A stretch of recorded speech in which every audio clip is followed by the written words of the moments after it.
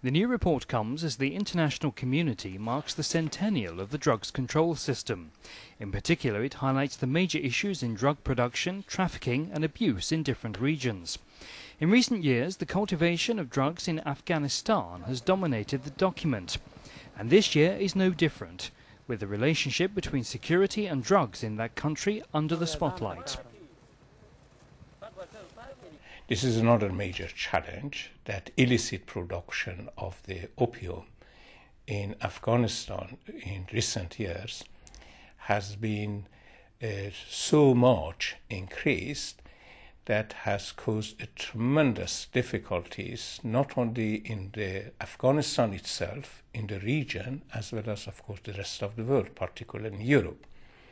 And we hope that something happens with the help of the international community and, of course, Afghanistan government themselves to remedy that situation, because a number of the people which each year they have the problem in the consequences of the heroin abuse which were produced in Afghanistan, and number of the young people which they die each year is beyond imagination. Also considered this year is the way criminals are exploiting illicit commerce to obtain chemicals for illegal drugs.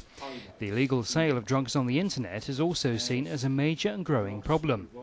The document says after several years of reduction, the use of heroin in the West is on the rise again.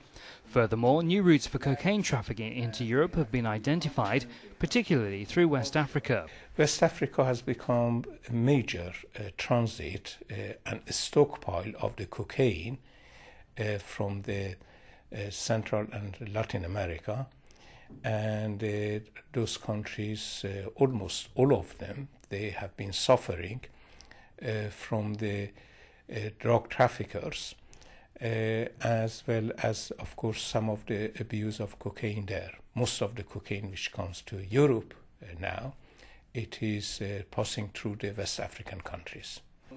The INCB says there is no instant solution to the global drugs problem.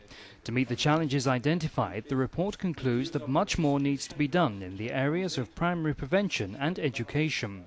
I think it is the question of the drug problem has been with us for a long time and will continue to be there, but the containment and also in the many occasions reduction of the drug abuse and human suffering is one of the major challenges. What has been neglected over the years is a primary prevention, and we are asking the governments to put more effort in the public education, in the education of children, the family cohesion, all of the areas of the social the support and the help, looking at the marginalized groups of the young people, which are particularly those groups which are vulnerable, so that hopefully we talk more about the achievements rather than the challenges in the future.